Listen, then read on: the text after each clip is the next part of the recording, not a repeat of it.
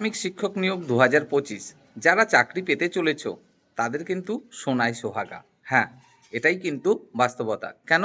চলো এই বিষয়টিও আলোচনা করা যাক আজকের এই ছোট্ট ভিডিওতে। তার আগে জানিয়ে রাখবো যে প্রোডাক্টগুলো তোমরা দেখতে পাচ্ছ স্ক্রিনে, এগুলো কিন্তু তোমরা পারচেস করতে পারো নিজের পছন্দ মতো বা প্রয়োজন মতো। তবে এখানে বেশ কিছু গুরুত্বপূর্ণ বইও কিন্তু রয়েছে, যেগুলো তোমাকে আপার প্রাইমারি টেট এমনকি এএনএম জিএনএম বা অন্যান্য চাকরির পরীক্ষায় নিশ্চিত সফলতা এনে দিতে পারে। তো চলো যেটা নিয়ে আমরা আলোচনা করছিলাম আজকের ভিডিওতে। হ্যাঁ, এবারে অর্থাৎ 2025 প্রাথমিক শিক্ষক নিয়োগ প্রক্রিয়া, যেখানে শূন্যপদ রয়েছে 13,421টি। যদি তুমি চাকরিটা পাও তাহলে সোনায় সোহাগা। কেন?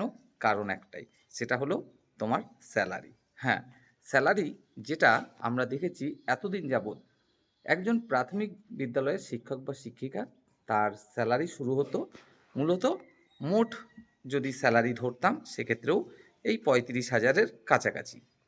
তো সেখানে সেই স্যালারি কিন্তু এবার তোমার হতে চলেছে 70,000-এর কাছাকাছি যদি তুমি চাকরিটা পাও। কেন? কারণ একটাই, মূলত তোমার মোট যে স্যালারি সেটা কিন্তু নির্ভর করে তোমার বেসিক স্যালারির ওপরে।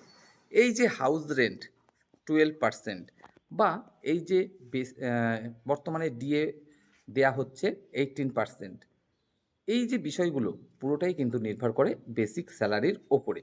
তো স্বাভাবিকভাবেই তোমার যদি বেসিক স্যালারিটা বেশি হয়, তোমার তখন হাউস রেন্টও কিন্তু বেশি হবে, তোমার তখন ডিএটাও বেশি হবে।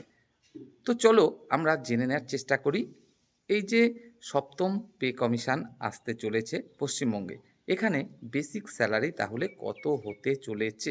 হ্যাঁ, এই যে তোমরা প্রত্যেকেই জানো, কেন্দ্রীয় সরকার বা রাজ্য সরকার উভয়ের পক্ষ থেকেই কিন্তু নতুন পে কমিশন আসতে চলেছে, যেখানে কেন্দ্রীয় সরকার অবশ্যই অনেকটা এগিয়ে থাকে বা এগিয়ে রয়েছে এবারেও। এবং কেন্দ্রীয় সরকারের কর্মচারীদের জন্য যে ফিটমেন্ট ফ্যাক্টর ধার্য হয়, সেটাই আমরা দেখি বিভিন্ন রাজ্যেও কিন্তু অ্যাপ্লাই হতে। অর্থাৎ এই যে কেন্দ্রে অষ্টম পে কমিশন বসতে চলেছে, এখানে যদি দেখা যায় যে ফিটমেন্ট ফ্যাক্টর 5 হলো, সেখানে রাজ্যও হয়তো আমরা দেখব ফিটমেন্ট ফ্যাক্টর 5 হতে চলেছে। যদি ফিটমেন্ট ফ্যাক্টর কেন্দ্রের ক্ষেত্রে দেখি 1.5, সেক্ষেত্রে রাজ্যেও কিন্তু 1.5 হবে তোমার ফিটমেন্ট ফ্যাক্টর। এটাই কিন্তু আমরা মূলত এতদিন যাবৎ দেখে আসছি। এবার চলো আমরা ফাইনালি জেনে নেওয়ার চেষ্টা করি তাহলে কেন্দ্রে অষ্টম পে কমিশনে ফিটমেন্ট ফ্যাক্টর কত হতে চলেছে, এবং যেটা কিনা ফলো হতে পারে আমাদের পশ্চিমবঙ্গের সপ্তম পে কমিশনে। বিভিন্ন যে কর্মী সংগঠন রয়েছে কেন্দ্রীয় সরকারের, তাদের পক্ষ থেকে যে রিপোর্টটা জমা দেওয়া হয়েছে এই পে কমিশনকে উদ্দেশ্য করে, সেখানে কিন্তু দাবি জানানো হচ্ছে 3.83 ফিটমেন্ট ফ্যাক্টরের। অর্থাৎ যেখানে কোনো একজন কেন্দ্রীয় কর্মচারীর তার বেসিক স্যালারি এতদিন যাবৎ ছিল 18,000 টাকা, সেটা এক ধাক্কায় কিন্তু হতে চলেছে প্রায় 69,000 টাকা। হ্যাঁ, 3.83 যদি ফিটমেন্ট ফ্যাক্টর হয় তাহলে 18,000 টাকার বেসিক স্যালারিটা হতে চলেছে এক ধাক্কায় 69,000 টাকা। যদি কেন্দ্রীয় সরকার এই ফিটমেন্ট ফ্যাক্টরটা মেনে নেয়, তাহলে অবশ্যই এই টাকাটা কিন্তু একজন কেন্দ্রীয় সরকারি কর্মচারীর হতে চলেছে। আর রাজ্যও কিন্তু সেই ফিটমেন্ট ফ্যাক্টরটাই ফলো করে থাকে তার এই পে কমিশনে। অর্থাৎ আমাদের রাজ্যে যে সপ্তম পে কমিশন আসতে চলেছে, সেখানেও কিন্তু আমরা দেখব একজন কর্মচারী যার বেসিক স্যালারি 18,000 টাকা, তার কিন্তু বেসিক স্যালারি হয়ে যাবে এক ধাক্কায় বেড়ে 69,000 টাকা। আর যদি বলো একজন প্রাথমিক বিদ্যালয়ের শিক্ষক বা শিক্ষিকা, তাহলে তার কিন্তু এই বেসিক স্যালারিটা প্রথমেই হতে পারে 1,12,000 টাকা। হ্যাঁ, অবশ্যই 1,12,000 টাকা কিন্তু হতে পারে বেসিক স্যালারি, যদি এই 3.83 ফিটমেন্ট ফ্যাক্টরটা কেন্দ্রীয় সরকার মেনে নেয়। তবে বিষয় হলো, সত্যিই কি মানবে? সত্যিই কি 3.83 ফিটমেন্ট ফ্যাক্টর মেনে নেবে কেন্দ্রীয় সরকার? না, এমনটা কিন্তু আশা করা কখনোই সমীচিত হবে না যে এত বেশি ফিটমেন্ট ফ্যাক্টর সত্যিই মানবে বলে। কারণ একজন কর্মচারী যে 18,000 টাকা বেসিক স্যালারি পেত, তাকে যদি 3.83 ফিটমেন্ট ফ্যাক্টর দেয়া হয় তাহলে সেটা কিন্তু অনেক অনেক অনেক বেশি মানে টাকা দিতে হচ্ছে। তার সাথে আবার হাউস রেন্ট দিতে হবে, অন্যান্য সুযোগ সুবিধাগুলোও দিতে হবে। ডিএ যখন বাড়বে তখন তো বুঝতেই পারছো কত দ্রুত গতিতে তাকে বেশি স্যালারি দিতে হবে। তো স্বাভাবিকভাবেই 3.83 ফিটমেন্ট ফ্যাক্টর মনে করা হচ্ছে না সত্যিই কেন্দ্রীয় সরকার মেনে নেবে বলে। তবে তোমাদের জানিয়ে রাখি, গতবারের যে পে কমিশন সেখানে কিন্তু আমরা দেখেছিলাম 2.53 ফিটমেন্ট ফ্যাক্টর ছিল।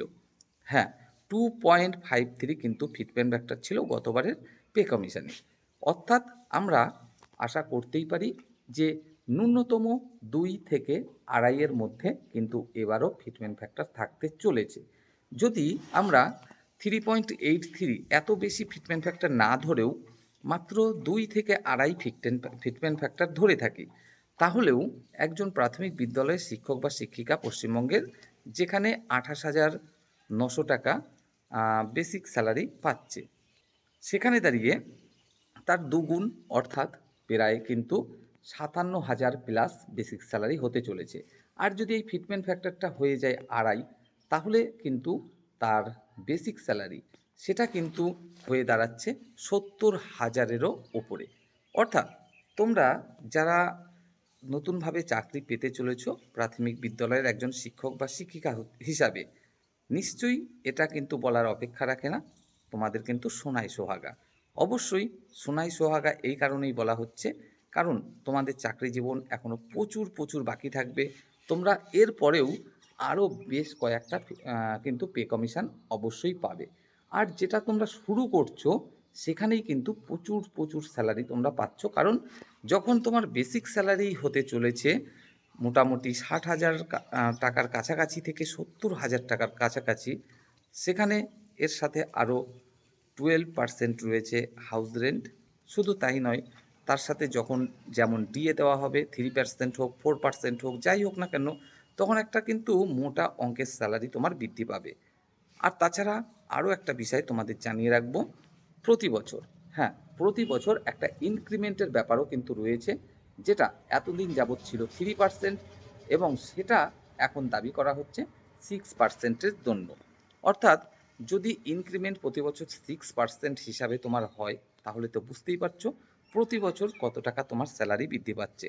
ন্যূনতম একবার করেও তো ডিএ অবশ্যই প্রদান করবে। শুধু তাই না, তার সাথে প্রতি বছর বেসিক স্যালারি 6% করে যদি ইনক্রিমেন্ট হয়, তাহলে বুঝতেই পারছো তোমার স্যালারিটা কোথায় গিয়ে পৌঁছচ্ছে।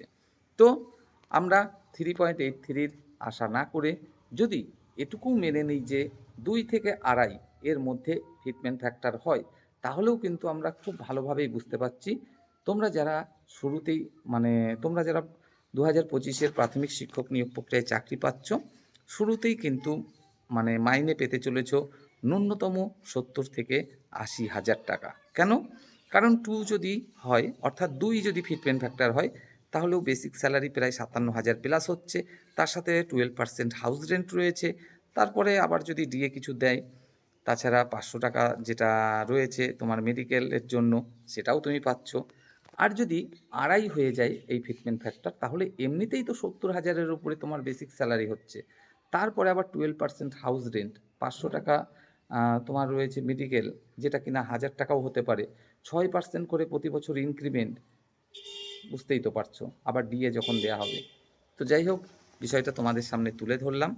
তো তোমাদের কি মনে হয় যে এই ফিটমেন্ট ফ্যাক্টর কেন্দ্রের 8ম পে কমিশনে কত হতে পারে, এবং রাজ্য যেটা আমরা এতদিন যাবৎ দেখে আসছিলাম, কেন্দ্রে যে ফিটমেন্ট ফ্যাক্টরটা এতদিন যাবৎ হয়ে আসছিল সেটাই ফলো করছিল, বাস্তবে এবার রাজ্য ভিন্ন পথে হাঁটবে, অর্থাৎ কেন্দ্রের ফিটমেন্ট ফ্যাক্টরটা না মেনে নিয়ে অন্য কিছু ফিটমেন্ট ফ্যাক্টর করবে, নাকি কেন্দ্রেরটাই মেনে নেবে?